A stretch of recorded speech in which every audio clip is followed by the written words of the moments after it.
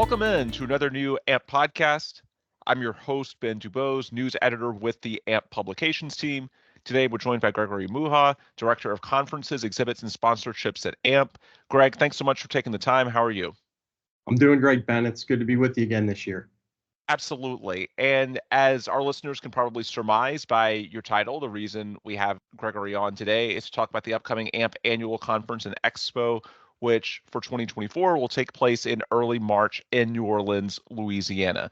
So, Greg, before we get into the specifics about the show, just introduce yourself to our audience and explain how your role touches on this annual show that AMP puts together every year. Sure. So again, I'm Greg Muha. I'm the director of conferences, exhibits, and sponsorships. And the team that I lead here at AMP, we're responsible for not only the annual conference and expo, but all the regional and topical events. And so we partner with other AMP staff across multiple business units and our members across the globe and in various regions to bring together the content, find the exhibitors, and put together what is we believe to be a valuable gathering of AMP members at a neutral forum to really come together and share information, knowledges, best practices, provide that opportunity for idea sharing and networking, product showcases, demonstrations, and anything that's relevant to the industries that AMP serves in the materials protection and performance space. So to walk everyone through the history, prior to 2021, there were two legacy associations, NACE International and SSPC, the Society for Protective Coatings. NACE International's legacy show was Corrosion. SSPC's legacy show, the flagship that is, was Coatings Plus. So under the AMP umbrella, this is supposed to combine the interest of those shows, both for corrosion mitigation as well as protective coatings, put together everything under one roof. Of course, this is our third time doing it under the AMP umbrella, or I believe it's the third time, correct? It is. Okay, that's what I thought, because 2021 was the virtual show for NACE, and SSPC had the last Coatings Plus in December, and then 2022 in San Antonio, 2023 in Denver, and now 2024, the third AMP annual, will take place in New Orleans.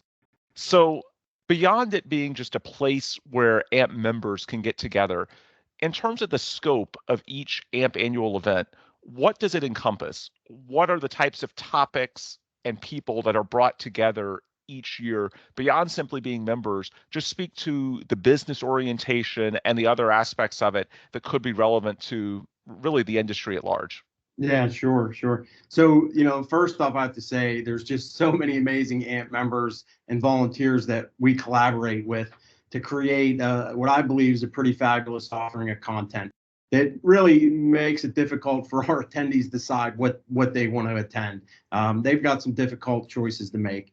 And as you mentioned about the legacy associations, regardless of where people came from and as part of AMP, there's always familiar topics. And, that includes things like asset integrity management, transportation and infrastructure is always big, advanced protective coatings, corrosion management, cathodic protection, a lot on surface preparation, things relative to materials performance, corrosion under insulation. We see quite a bit there. We get a little bit on passive fire protection, and then regulatory and compliance activities. Those are staples that regardless of whether you went to corrosion or coatings plus, you saw portions of that. But as AMP has evolved, and I think AMP has done a really good job of embracing the past of both organizations, but doing so with an eye toward the future, there's been an injection of some fresh topics and content into the event over the you mentioned 2022 being the first AMP event. There really has been an injection of new content and interest. And, this year in particular, we see some things relative to carbon capture, transportation, utilization, and storage. That's becoming a big thing. We've got some interest on artificial intelligence and machine learning. We're seeing some things pop up. Our keynotes on that, and I can touch on that a little later. We've got some robotic inspection activities this year in the program, a lot around renewable energy. We've seen a little bit of a bump around military and defense related activities tied to corrosion and coatings. And we're also seeing a little bit of a bump in the non-metallics area. So the one thing we work with the Conference and Events Program Committee And obviously, there's program committees for all the various product areas at AMP, but they do a good job of reaching across the aisles, if you will. And so, for instance, within the standards program committee, they have a connection into the annual conference where all the standard committees come together. And SC12, Standard Committee 12, the chairman of CEPC, Stephen Reinstatler from Covestro, he happens to be active in SC12. And so he was instrumental in working with the standards folks to look at some areas where they could bring content into the conference out of what they're doing in the standards area. So as a result of that, you'll see some content this year in the conference tied to the corrosion of reinforced concrete structures. We've got some things around coatings and linings failures, quality assurance and quality control. And we also, through an MOU that was brought in with AWWA, we have some water and wastewater topics this year, some things around hydrogen and emerging fuels. And for the last couple of years, there's been a lot of interest around the PHMSA mega rule. And so, as that rule has come into play, while the topic's been similar, it changes based on where they're at in implementation. So definitely a lot of interest in those areas. And so, again, I just think it's really exciting to see how AMP has embraced the past, has that eye toward the future to help really prepare that next generation of the workforce that's going to be critical to preserving and extending the lifespan of assets and infrastructure that, most people way too often take for granted. So, thanks to the efforts of these AMP members across the globe, we are able to provide this type of programming that really does contribute to a world built and protected with safe, reliable, and sustainable materials. So I'm really excited to see how this all comes to play. It's, not the same old. Again, some familiar topics and content, but some new ones and some expansion of others. Absolutely. Can't wait to get there. There's a lot to look forward to. We'll get into the specifics in just a few minutes, but as we're leading off, I also want to touch on the host city, which this year is New Orleans. I know you all, as our conferences team, try to alternate the event between Gulf Coast locations and other spots throughout the United States. Recent history, San Antonio in 2022, that's a Gulf Coast site. 2023 was Denver. Now we're back to New Orleans. The next few years, Nashville in 2025, Houston in 2026, Columbus in 2027, and I believe San Antonio again in 2028. Is that right? Correct. Okay. So what does New Orleans offer as a host city that's unique relative to all the others? What's your pitch for why New Orleans is a fun place to go to? I think some of that sort of speaks for itself. Yeah. But beyond that, why is that such a good spot for this industry, for the Gulf Coast location of this event? Yeah, that's interesting. I mean, number one, it's a destination our constituents really enjoy traveling to. I mean, obviously the climate's usually favorable. It's a great foodie town, a lot of great restaurants and eateries, plenty of entertainment, some very unique venues. For instance, we're actually hosting our honoree night at the World War II Museum, which is just a fabulous venue. So you have those kind of things. And, quite honestly, it's one of those things where if you look historically, and I have data that goes back to 1994 that we look at from, we don't have all the compiled data, but we have a fair amount of data that goes back to 94 on registration numbers, number of exhibitors, number of symposia. I mean, it's a limited amount. It's not a full slice and dice. But as I was talking to some of our colleagues and kind of looking at the registration numbers and trying to do all the planning and preparation, the one trend that we've seen is that pretty much every year that we've rolled from one venue to another. The first time that our marquee event was in New Orleans, it came from Denver, which is the situation we're in this year, and we saw an uptick of 800 registrants. Another time that it went to New Orleans, I think it came from San Diego. Again, it was about an 800 registrant bump. Another time it came to New Orleans from Nashville, a little more than 800 bump. And then the last time it was in New Orleans was 2017, and it came from Vancouver, and that actually bumped up by 1,400. So there's been a minimum of a bump up of about 800 delegates in each of the previous times that we've had an event in New Orleans like this.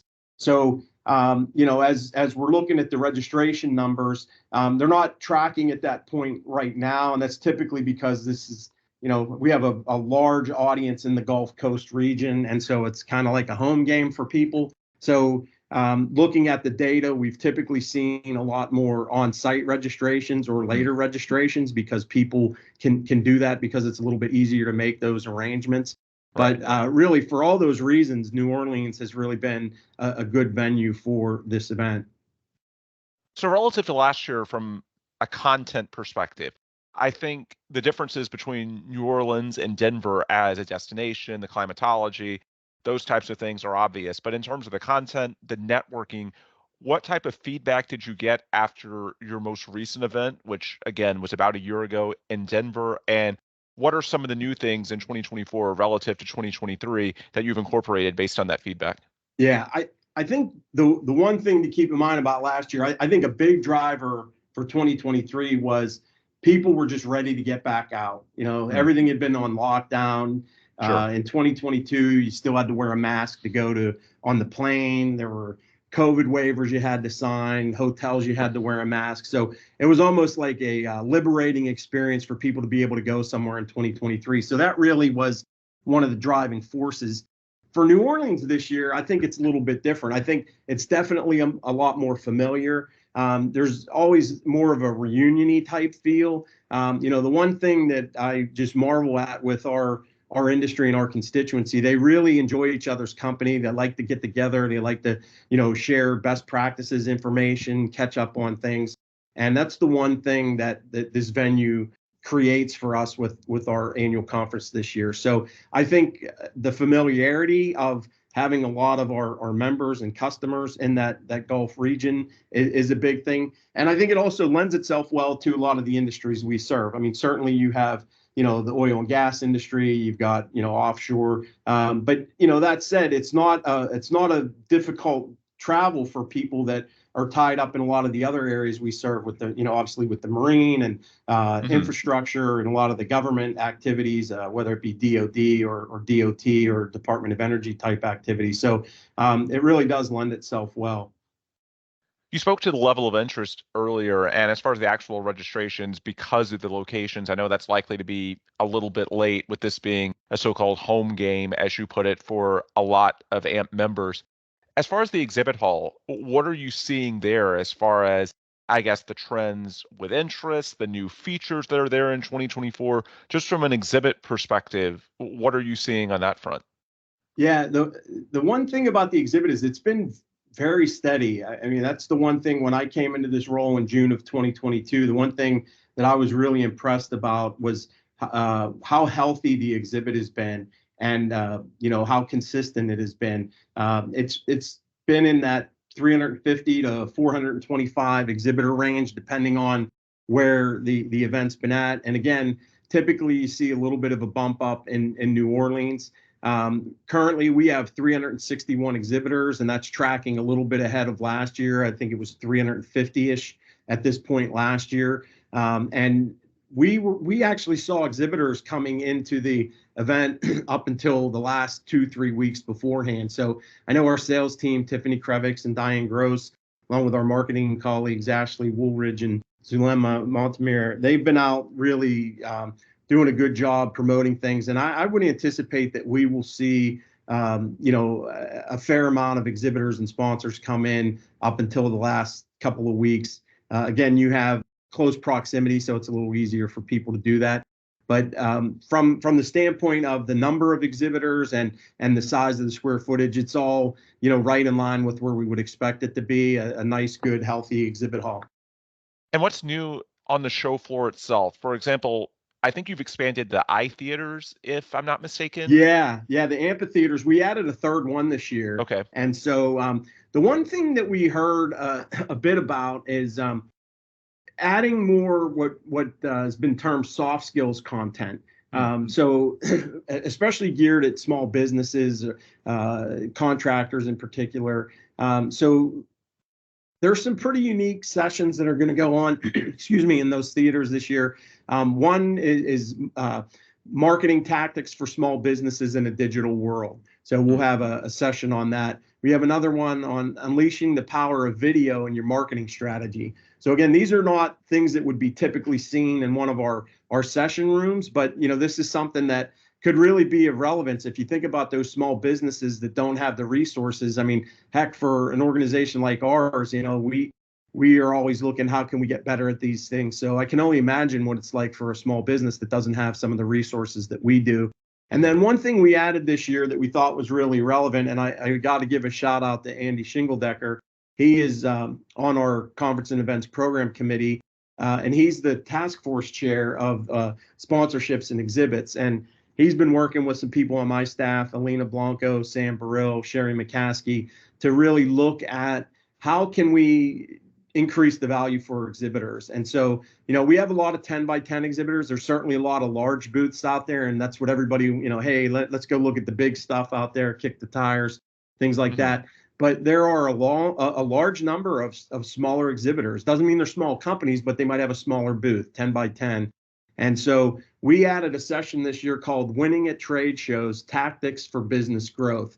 And it's really, a session to help our exhibitors and those that aren't exhibiting to take a look at ways that they can improve their experience and really do a better job at trade shows in general, not just the AMP trade show. And again, the work that Andy's been doing, he's been reaching across adjacencies. So he's looked at areas like the waste and refuse area. He's looking at other, material spaces that, are in our wheelhouse, but maybe, not something that everybody thinks of at first pass. So, what can we do in the plastic space to bring more from that area, or from some of the other alloys and metals and things of that nature. So, looking more so into the drill down materials area as opposed to as the asset. So, the thinking that Andy's brought to it is that if we can introduce some companies and some industries into the event, and get some interest from them, it's a way to grow the exhibit in other areas. So we're looking at long term, is there an opportunity to maybe bring some pavilions into the mix and things of that nature? So this is kind of the beginning stages of that, and they've been doing a really good job of reaching out and trying to reach across the aisles, working with entities like American Welding Society and others to really, find those areas where maybe there's multi-certification individuals, somebody who has a certification from AMP, but also has maybe a certification from AWS. And so we're those people where there's a crossover and that we can generate some interest. So in terms of the conference itself and the more education-oriented events that are going to be taking place in New Orleans, I know there's a lot of excitement there as well. You recently announced your keynote speaker. I know you're getting ready to announce the Whitney Award winner, which there will be a corresponding Whitney lecture to go with that. Just speak to some of the highlights from a conference and education perspective, what people can look for outside of the exhibit hall. Yeah, there's the one thing I want to touch on a little bit, just going back to what you had mentioned earlier about past feedback. Over the first couple of years of the AMP annual conference, we've gotten some feedback from contractors about how can we bring some content tied to them, some coatings type content. And so certainly there's some things that we've done this year. We've got the Coatings Pro Contractor Awards on Monday. We've added case studies. We heard a lot about case studies. So there's a session on case history of 4 viewpoints. Brings in an owner perspective, contractor perspective, and an inspector perspective, and coatings manufacturer perspective. And so that looks to be like a pretty interesting session. We've got some quality assurance and third-party inspection services content. There's a forum on that. There's a forum on how to gain an edge with coatings contractor selection, a coatings failure symposia. We've got another case study on wax coating and primer. From Trenton. Frank Rampton's doing that one. And then again, I mentioned those kind of soft skills. So those were all kind of in the mix. But as you look at the 2024 program, Stephen Reinstatler was talking with some of the leadership from the AMP Global Center board, and he was kind of sharing with them some areas where new content was coming in. So There's a session on alternative access for at-height projects. We started to see some of that last year. And that, again, that was Andy Shingledecker trying to bring something new. That was an amphitheater session last year. And so that's now going to be in a regular session rooms and really looking at, alternative access type of technologies and solutions. AMP recently signed an MOU with AWWA. And so that is something that we're building on. So you'll see some content tied to that. We have some new content around artificial intelligence that's tied to blast cleaning. I mentioned earlier about some of the robotics. Our keynote is on artificial intelligence. The carbon capture and storage, we're seeing a big interest there. Elaine Bowman has been instrumental in bringing some of that content together. A real interest around sustainability topics, emerging fuels, hydrogen, the concrete reinforced steel concrete structures that I mentioned earlier. That's something that's new. And really, the big thing I think is some of the things around the defense and military. We have seen a couple of pop up there, and then we've also seen some corrosion and coatings interest from the automotive industry. So we have a new session this year tied to corrosion and coatings on automotive. So those adjacencies that Andy was working on, we're also trying to do that on the technical program side. So it's interesting to see these things kind of come together, not the typical things that you would always see. We've got some things on aerospace. Obviously, we've got some maritime and some marine type activities. So a good variety. And as I said, I think our attendees are really going to have a difficult time picking out what they want to go to.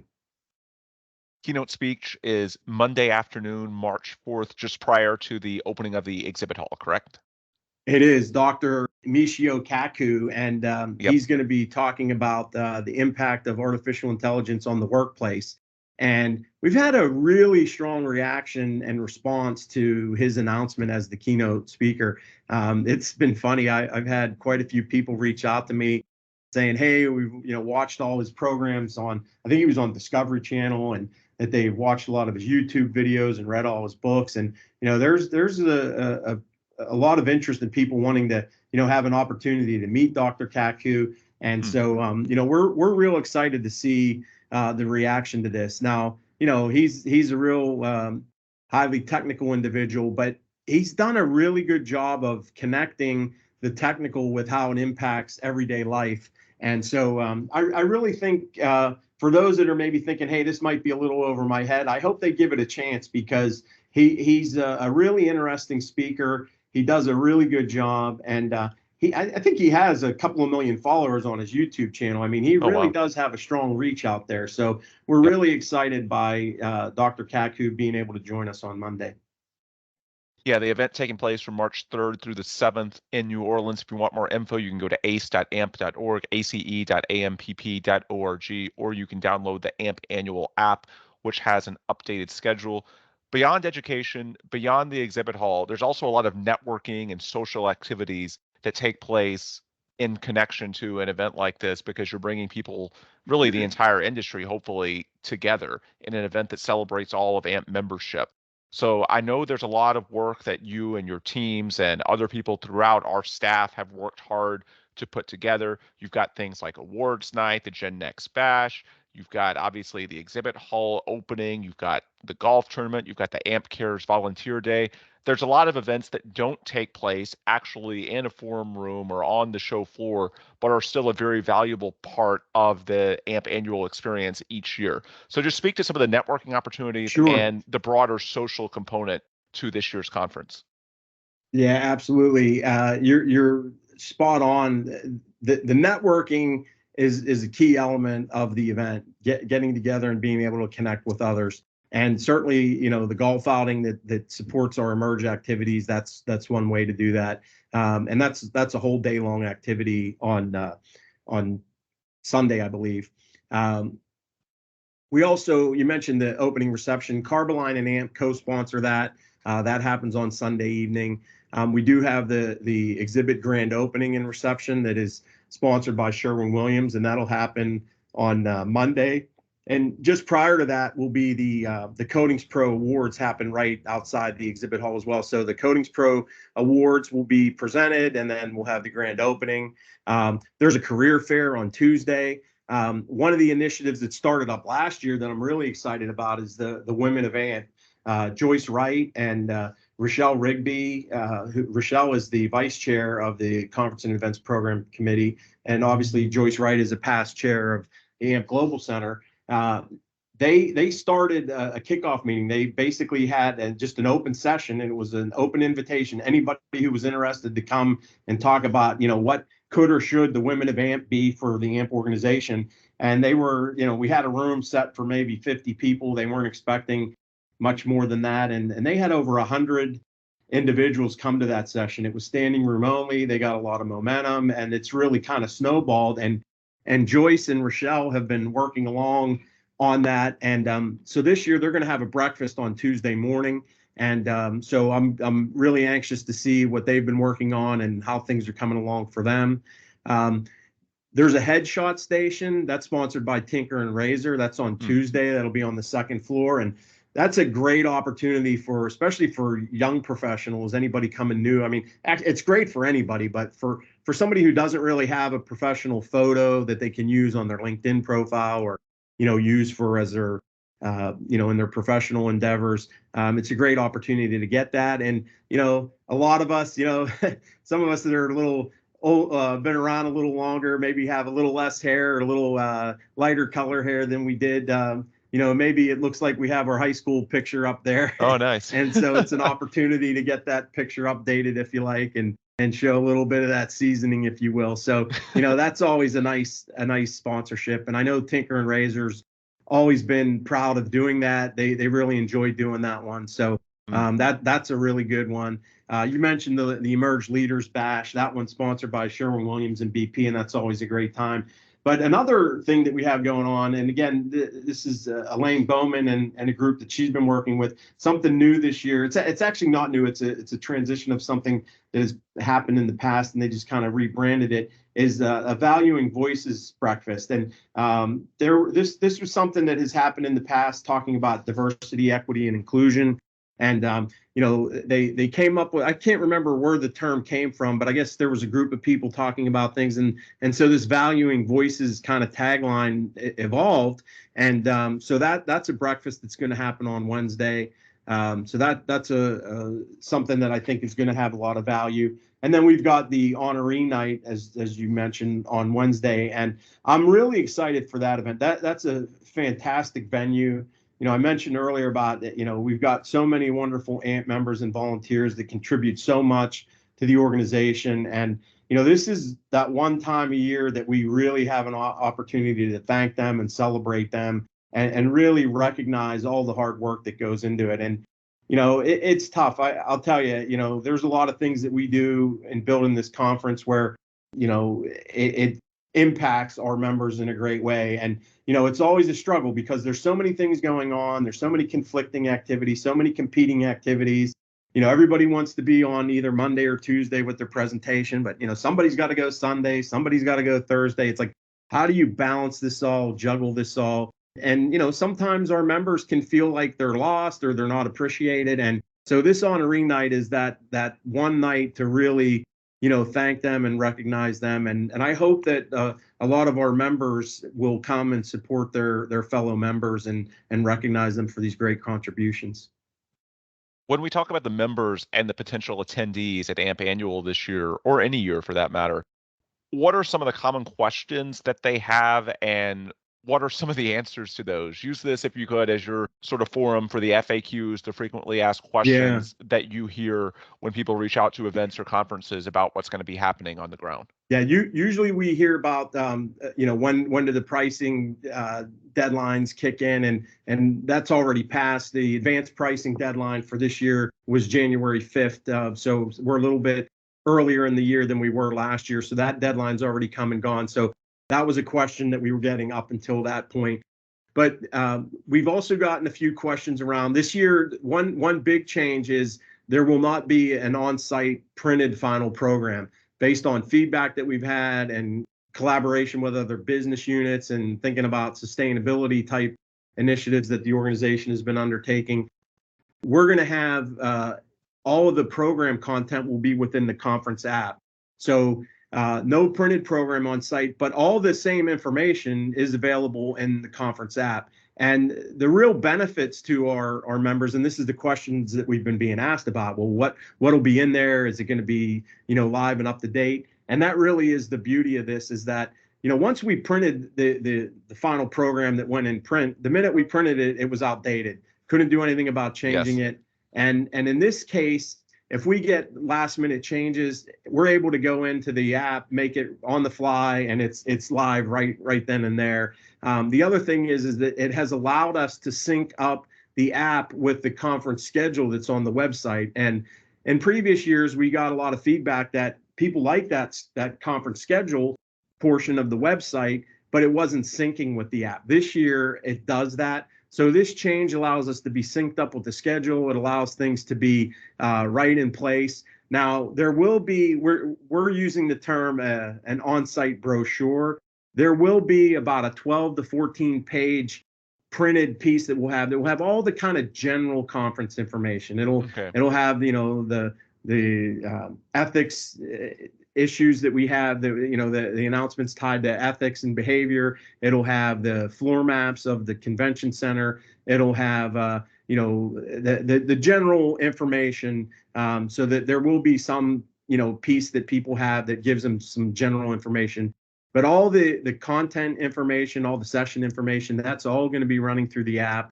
It'll be live. If there's any changes, it'll happen automatically. And people who have been frustrated in past years when they planned on going to a session and there might have been a change and they didn't find out until they got to the room, if they're checking that app, if there's any changes, they'll see that on the fly. So that's one thing. A couple of other things that we get some questions around. We get quite a few people who come to us and say, hey, I've had an entity that's reached out to me and said they have the AMP attendee list and they're offering to sell it to me. Is this a legit thing? And we tell them all the time, no, that is not. AMP does not sell its attendee lists. There are, unfortunately, scammers out there who I don't know where they get lists or how they get information, but I can't tell you how many emails I get about other events where these same people are trying to sell me lists from other events. Yep. And that's just one that's, if anybody gets that is not from AMP. And similarly, around our hotel room block, we've partnered with an entity called Spargo. They're the official housing provider for AMP. And so if anybody gets any kind of solicitations about hotels that are not from Spargo, that's another scam that's out there. So we do get some questions around those. But beyond that, it's just the general, where can I find information? And you mentioned the website earlier. That website is a great resource to go to, and it has all the latest and greatest. So between the website and the conference app, anything you need to know is there. Yeah, I can definitely speak to the value of the app as a personal anecdote. In late 2021, I took over the show daily responsibilities. I'm the editor, the coordinator that arranges everything we do as far as our conference newsletter, which is sent out by email, but it's also available through that conference website, ace.amp.org. And basically what that is, it's previews, it's recaps, it's news coverage of what's going on at conference for people who want to know what events to hit up themselves, or if they don't have time to hit up every event, they can get a high level overview of what took place along with some photos and videos as well. And so I started doing that in 2021. And when I started, I tried to use the print programs. But what I found was that, and it was especially the case back then because there were so many late changes due to issues related to COVID, that basically you could never be on top from a timing perspective. You could never catch up in print with what was up to date. And when I finally just started saying, you know what, I'm going to go to the app and look at digital only, that made all the difference because the information for me in terms of planning what events were happening, what events that I was going to cover or have our team cover as part of our show daily news coverage. Again, once we transitioned 100% to the app, the accuracy was pretty perfect. As opposed to when it's printed, I know we don't have the COVID concerns now that we did a couple of years ago, but the reality is things always change. There's always one or two little tweaks that need to be made at the last moment. And just directing people to the app ensures that you're not going to have anyone going on outdated information. The app is how you know it's going to be 100% up to date and reflective of what's actually going to happen on the ground. All right. Absolutely. I think that's everything I wanted to cover. Greg, before we sign off, for anyone listening who may have further questions for you or your team, what's the best way they can get in touch with you or anyone else from conferences or events? Yeah, sure. From the website, there's a list of contacts, and my team is listed there. But for me, anybody's welcome to email me directly. My email is greg.muha, that's greg.muha at amp.org. For general questions around the conference activities, Sherry McCaskey from our team is the person that can be reached out to. That's Sherry.McCaskey, SHERRY.MCCASKEY at amp.org. And then for the exhibits, Sam Burrill is our senior manager of exhibits. They can email him at samburrill, sam.barrill at amp.org, and they'd be happy to answer any of their questions. I mentioned earlier that we'll probably see some exhibitors come in. Anybody who may be interested in purchasing an exhibit or a sponsorship, they can reach out to Tiffany Krevix. Same thing, tiffany.krevix, that's tiffany.krevics at amp.org, and Tiffany would be happy to help them. Sounds good. All right, well, we will break it here. As we mentioned a few times, the best place to get information in the immediate term would simply be by going to ace.amp.org. That's the conference website, and you can find both scheduling details as well as contact information. Simply going to the conference website is your best bet at this point in time and leading up to the event on the ground in March, or on the ground in New Orleans come early March. Greg, thanks so much for taking the time. Have a good day. You too, Ben. We'll wrap it here. For Greg, I'm Ben. As always, we appreciate you, our listeners, so much for tuning in. And if you want more resources from us at AMP beyond simply the conference, you can go to amp.org or our publication websites, materialsperformance.com, coatingsformag.com, for all the updated industry news related to this conference and beyond, anything related to corrosion mitigation and prevention, protective coatings. We cover all niches within the industry, so check out our publication websites as well as the association's website at amp.org. All right, with those plugs complete, we can adjourn. For Greg Muha, I'm Ben Dubose. Appreciate you all for listening, and please come back soon for another new AMP podcast.